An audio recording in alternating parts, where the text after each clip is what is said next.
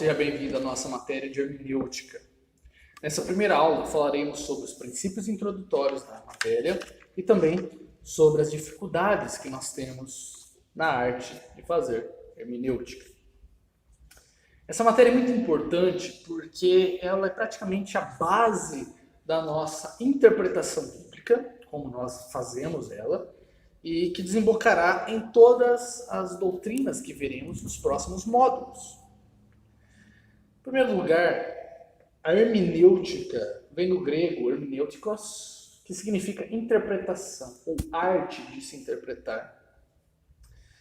E até o vocábulo hermenein do grego significa intérprete.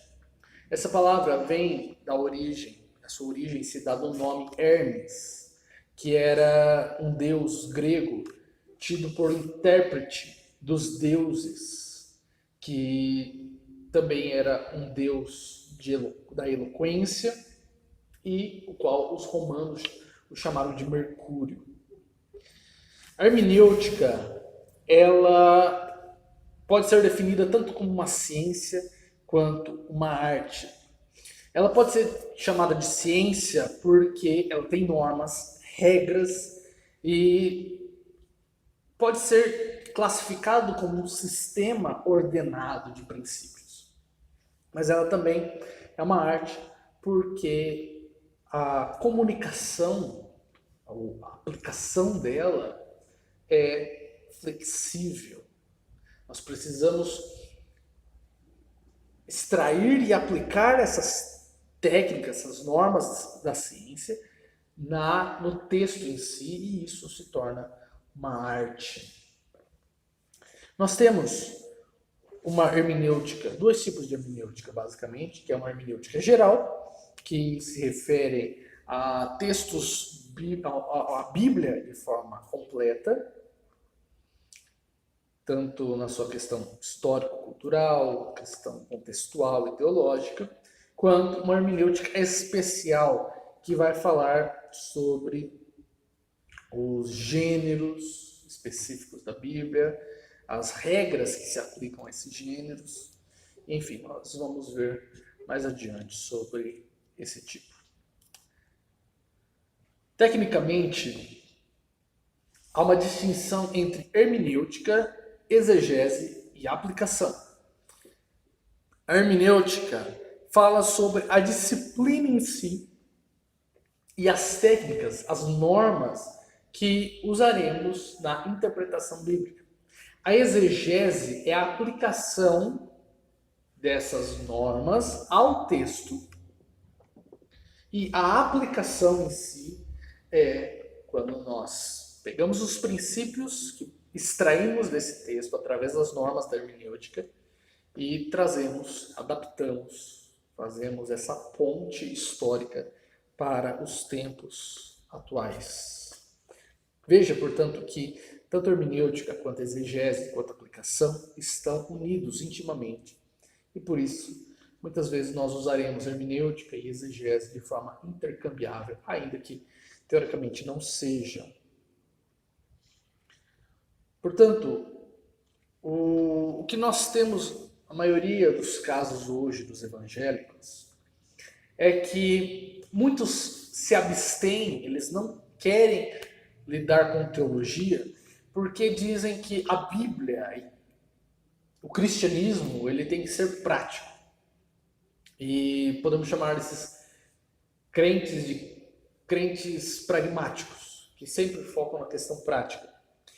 Mas o que eles não entendem é que toda a prática, ela subentende uma teologia ou uma teoria, e portanto, ainda que eles queiram ser práticos no sentido direto, sem ter que estudar, eles ainda estarão agindo conforme uma teoria, conforme uma cosmovisão, como nós já vimos na nossa matéria de filosofia cristã, e muitas vezes agirão de forma errônea, agirão de forma antibíblica, fora e longe daquilo que Deus estabeleceu em sua palavra.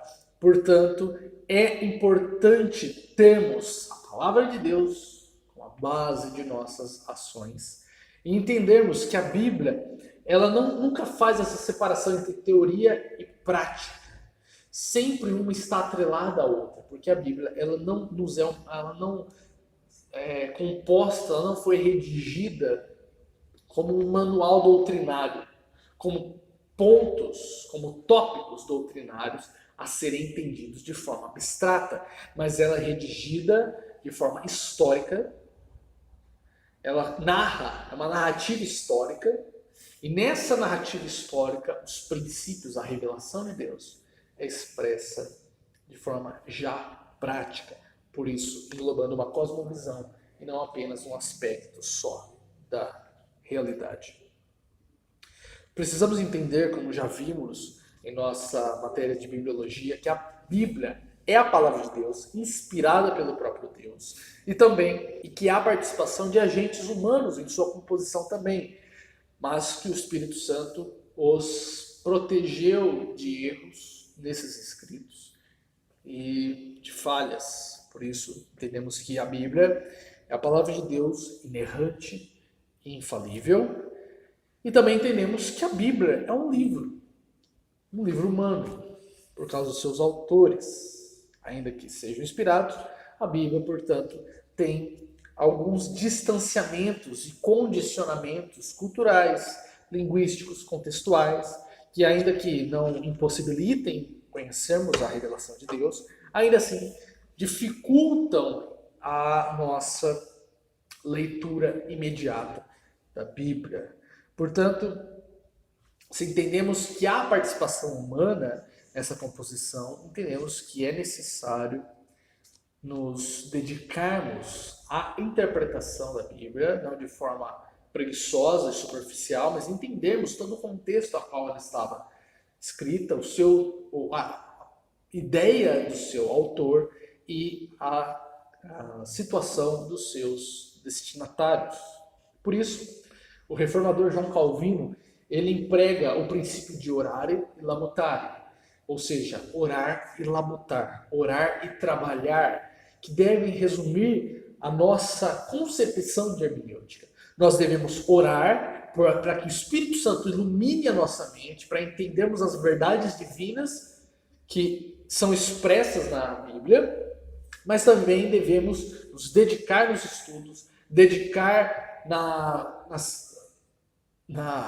averiguação histórica e linguística de uma determinada passagem, de toda a Bíblia, de forma mais geral, mas de uma determinada passagem que estamos estudando, para compreendermos todas as variantes que estavam ao redor dessa composição e que enriquecerão o nosso entendimento bíblico. Precisamos lembrar que Deus, sendo soberano sobre todas as coisas, Ele é soberano também sobre as circunstâncias em que foram produzidas as Escrituras. Por isso que não foi por acaso que Cristo ele se encarnou, por exemplo, no período em que o Império Romano estava no seu clímax, porque houve toda uma pavimentação cultural trazida pelos gregos e os romanos facilitaram na questão social e econômica, assim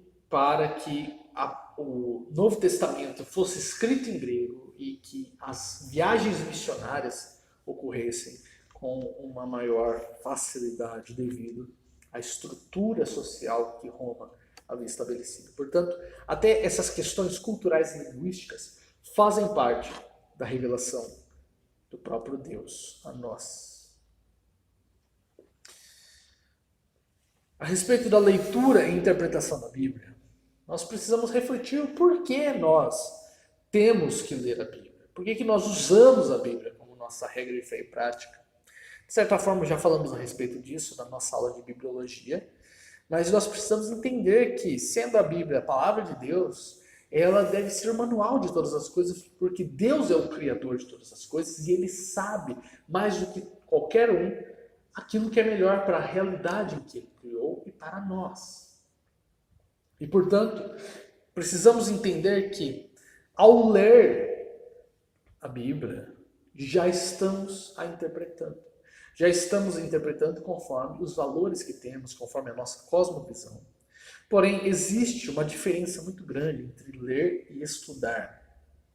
Podemos ler de forma informal ou de modo entretivo, mas o estudo é se aprofundar nas Escrituras, buscar o seu significado próprio, entender de fato aquilo que a Bíblia nos está dizendo. O teólogo neortodoxo e suíço Karl Barth, ele escreveu certa vez que há pelo menos 3 problemas básicos no ser humano que é gerado pelo pecado. Primeiro, o orgulho, depois a desonestidade e, por fim, a preguiça. Sendo desses 3, na área principalmente das Escrituras, a preguiça, a dominadora de nossas mentes quando vamos estudar a Bíblia.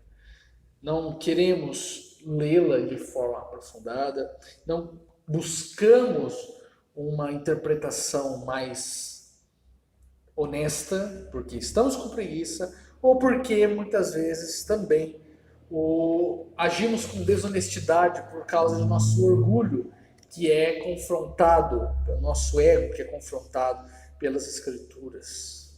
Mas precisamos combater isso e deixar que a Bíblia nos confronte, deixar que a Bíblia seja o nosso tesouro e por isso que possamos colocar o nosso coração no estudo da Bíblia, nos dedicarmos àquilo que ela vem a comunicar a nós.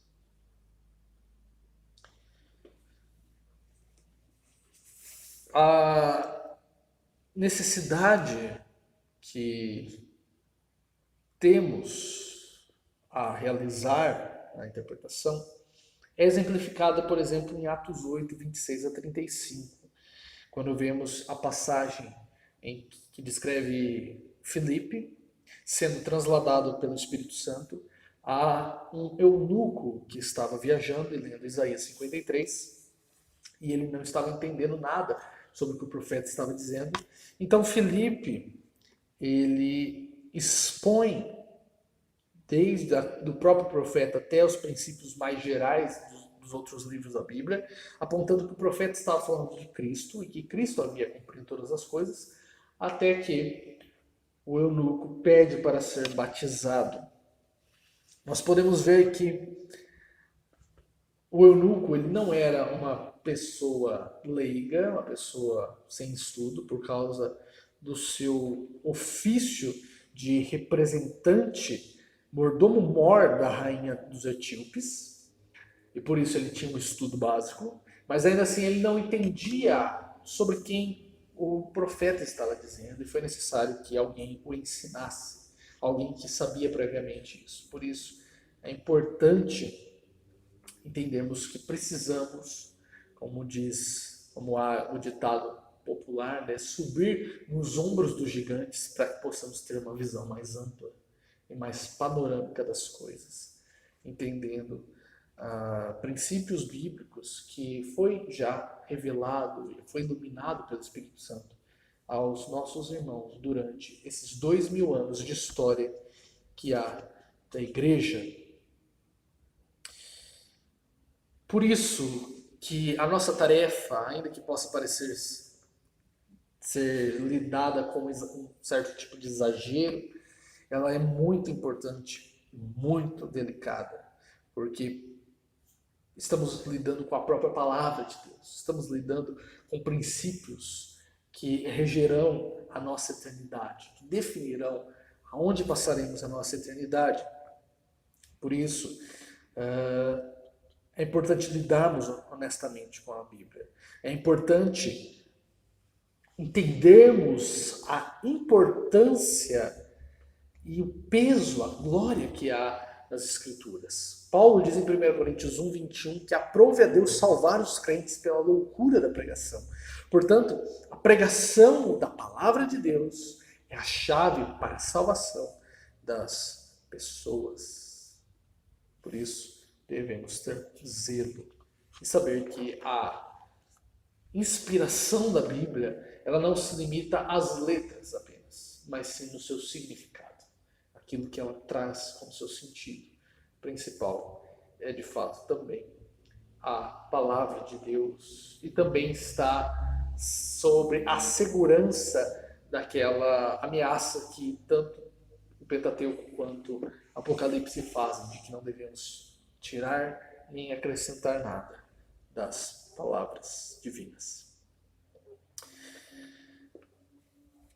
A hermenêutica basicamente é necessária porque nós temos dificuldades, sejam elas de âmbito espiritual ou humano, para entendermos o conteúdo expresso nas Escrituras. Nós entendemos que a Bíblia, ela é clara nos seus pontos essenciais de fé, de salvação. Portanto, qualquer um lendo a Bíblia entenderá que a salvação, mediante a fé, por Cristo, pela graça de Deus.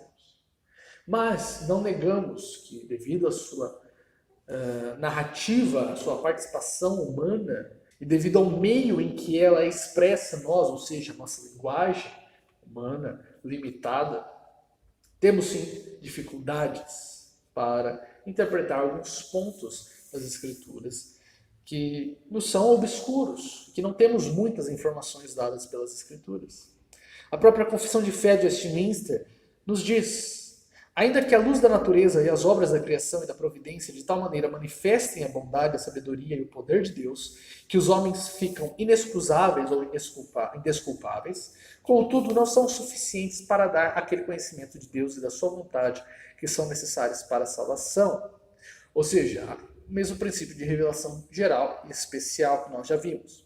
Por isso, foi o Senhor servido em diversos tempos e diferentes modos revelar-se e declarar a sua igreja aquela sua vontade.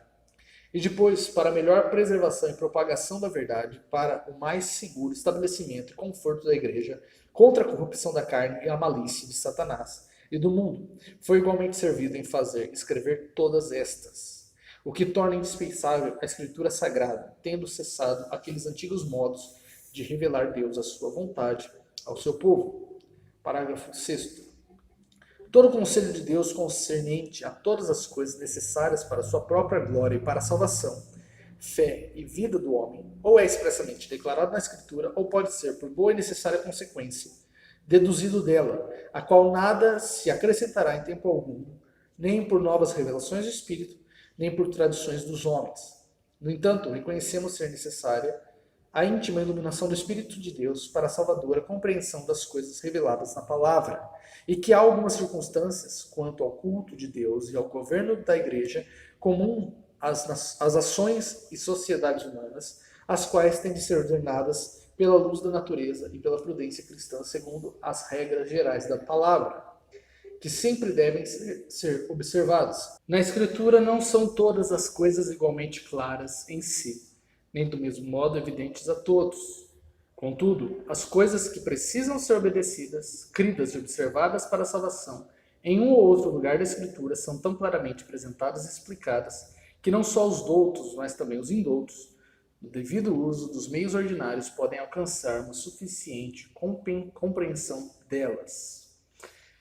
Então, o próprio Pedro, na sua segunda carta, capítulo 3, verso 16, se referindo aos escritos de Paulo, ele diz que há pontos difíceis de se entender. Portanto, nós precisamos entender que há, de fato, dificuldades que devem ser transpostas. Em primeiro lugar, de ordem espiritual, essas dificuldades são relatadas em 1 Coríntios 2,14 e 2 Coríntios 4, 3, 4 a 6, onde Paulo diz respectivamente: ora, o homem natural não compreende as coisas do Espírito de Deus, porque lhes parece loucura, e não pode entendê-las, porque elas se discernem espiritualmente. Mas, se ainda o nosso evangelho está encoberto, para os que se perdem está encoberto, nos quais o Deus desse século cegou os entendimentos dos incrédulos, para que lhes não resplandeça a luz do evangelho da glória de Cristo, que é a imagem de Deus. Porque Deus, que disse que das trevas resplandecesse a luz, é quem resplandeceu em nossos corações, para a iluminação do conhecimento da glória de Deus, na face Jesus Cristo. Portanto, aqui ele está falando sobre dois problemas, duas dificuldades de ordem espiritual. Primeiro, a natureza humana, que devido ao pecado, ela se inclina a um ídolo, ela é rebelde e odeia a Deus. E, portanto, ela não quer as coisas de Deus, ela não aceita, ela não discerne espiritualmente as coisas de Deus, porque é ainda homem natural. E segundo ponto, de outra forma, por outro lado, também ele vai falar sobre o Deus desse século que cegou o entendimento dos incrédulos, ou seja, Satanás, através de seus artifícios, através de pensamentos, através de desejos, através de distrações, ele faz com que a visão do homem seja ofuscada da glória de Deus. Portanto, é necessário a iluminação do Espírito Santo para que o ser humano veja as verdades de Deus e que ele possa resistir às ciladas e seduções de Satanás contra o cristão e contra também os homens naturais.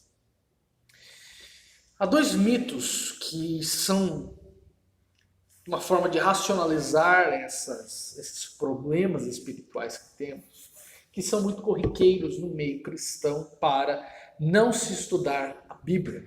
O primeiro mito diz, basicamente, que a Bíblia é de tão difícil de compreensão que apenas teólogos altamente especializados e com treinamento técnico podem ocupar-se do seu estudo. Então, eles vão dizer que a Bíblia é muito difícil, é um texto específico que apenas os teólogos devem demandar tempo em seu estudo. E isso não é verdade, porque a Bíblia ela é redigida numa narrativa histórica e não em termos técnicos. Mas se nós pressionarmos essas pessoas para que esclareçam melhor esses pontos, ela, enfim, vai confessar que não é difícil mesmo a Bíblia, mas que para ela a leitura da Bíblia é enfadonha. E isso porque eles vão argumentar que quando começam a ler, lhe dá sono, ou eles divagam muito rápido a partir da leitura da Bíblia. E pode ser, obviamente, por questões naturais, porque provavelmente o pessoal vai ler logo antes de dormir a Bíblia, que já vai estar cansado do dia de trabalho. Ou também questões malignas, satânicas, que Satanás criará distrações para fazer com que essa pessoa disperse da sua concentração nas Escrituras. Mas elas precisam entender que a palavra de Deus é viva, a palavra de Deus não é uma fábula, não é algo irreal, algo romantizado, ela é brutalmente real, ela apresenta a realidade, quem é o homem, de forma clara, com os seus problemas, com os seus empecilhos, com os seus pecados e a sua rebeldia contra Deus.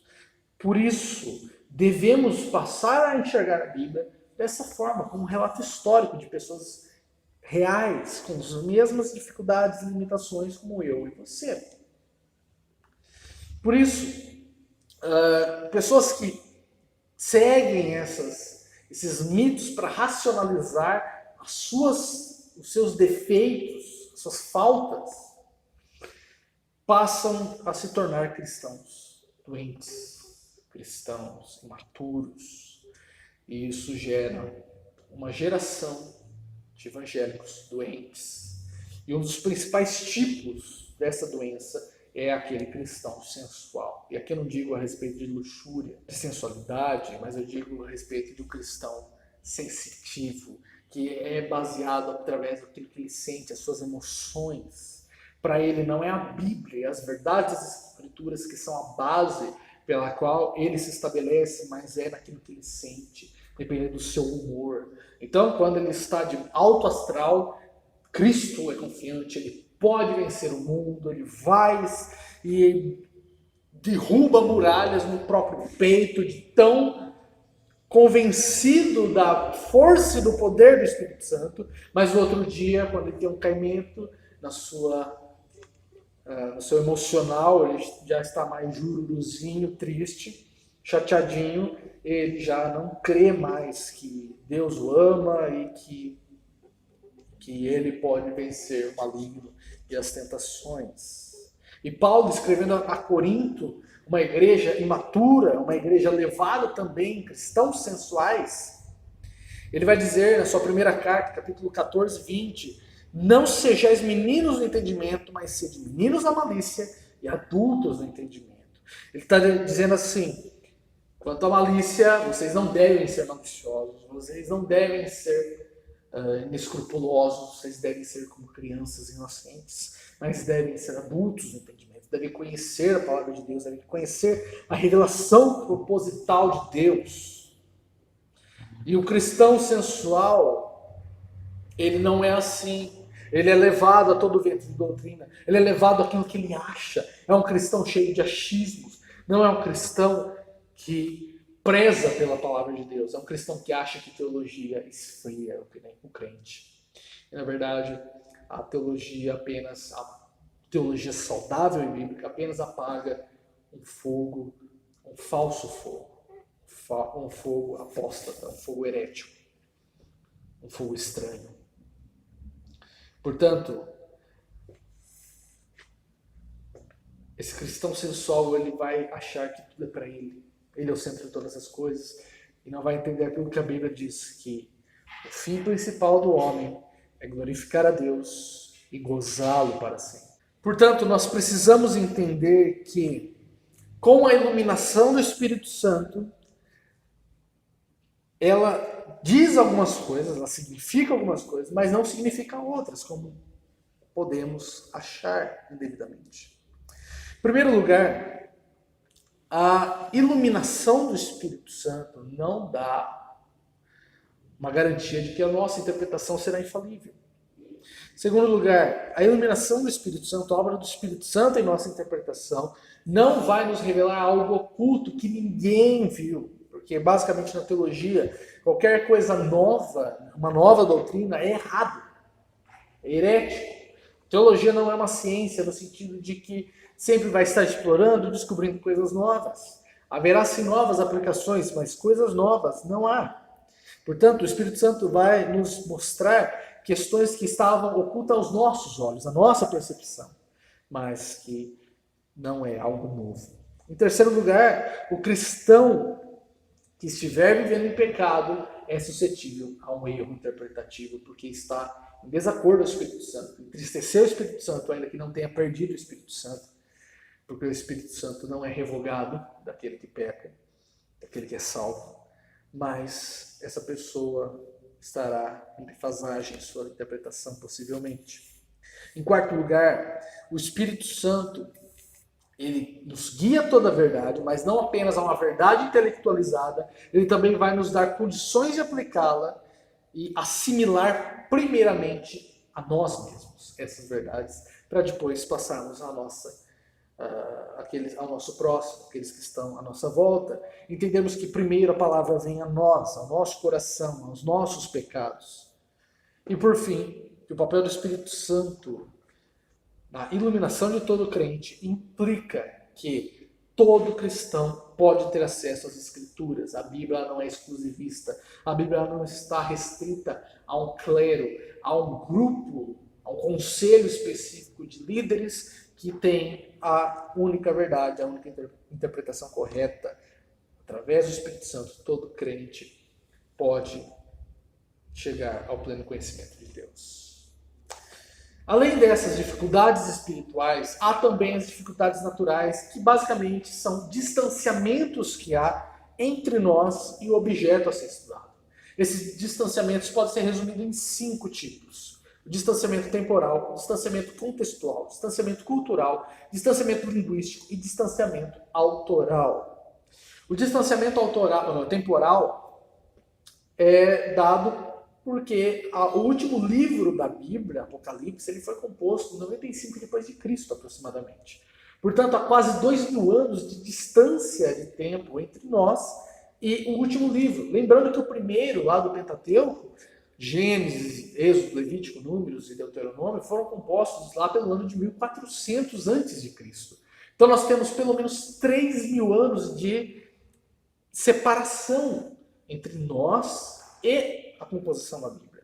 E isso nos dá um distanciamento contextual. Havia outras circunstâncias, outros problemas a serem lidados. Havia uma revelação específica de Deus, menos explícita, referindo ao Antigo Testamento, do que nós temos hoje, quando vimos todas as coisas sendo cumpridas em Cristo. Há toda uma estrutura sociopolítica, geopolítica, diferente das nossas atualmente. Toda uma questão até cultural que também entra nesse distanciamento, diferente do nosso, porque está localizado a Bíblia, ela se passa no Oriente Médio, uma outra cultura. E nós, no Ocidente, temos outros costumes e até outras tecnologias. Em penúltimo lugar, temos um distanciamento linguístico, porque o que nós temos hoje em nossas versões são traduções do hebraico, aramaico e grego, que foram as línguas maternas da Bíblia. Essas línguas eram diferentes na sua gramática, na sua forma de funcionar. O hebraico, por exemplo, não é como nós lemos da esquerda para a direita, mas da direita para a esquerda. O hebraico não tinha consoantes, vogais, passou a ter vogais apenas por volta do século IX depois de Cristo. O hebraico é escrito sem espaçamento. O grego, da mesma forma, ele tem toda uma conjuntura diferente. Por isso, é comum ter dificuldades nas traduções para achar termos correlatos de um idioma para o outro. Isso não deve nos surpreender, mas temos, hoje mais do que nunca, ferramentas que nos ajudam a entendermos, a estudarmos o texto originalmente. E, por fim, o distanciamento autoral, porque ainda que nós apliquemos todas as regras e princípios que veremos nessa matéria, ainda assim restarão textos que serão dúbios, não poderemos dizer com certeza o significado deles. Aqui na apostila eu cito alguns, como por exemplo, 1 Pedro 3,19, que fala que Cristo foi e pregou aos espíritos em prisão, ou 1 Coríntios 15, 29, onde Paulo diz que a respeito daqueles que se batizam pelos mortos. E há teorias obviamente, que são satisfatórias para nós entendermos o significado desses textos, mas ainda assim não podemos bater um martelo e com certeza dizer que esse texto significa tal coisa. Seria muito mais fácil perguntarmos diretamente ao autor aquilo que ele intentava dizer.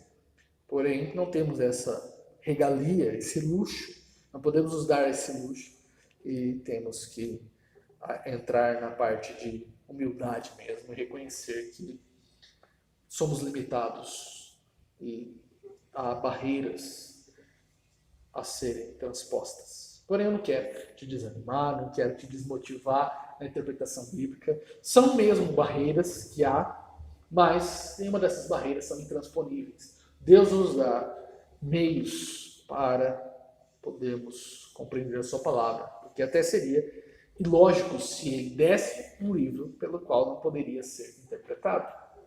Por isso, nas próximas aulas falaremos tanto da questão histórica da interpretação bíblica, quanto dos princípios que nos ajudarão numa interpretação mais clara e saudável das Escrituras. Então, até a próxima aula. Fiquem todos com Deus. Tchau!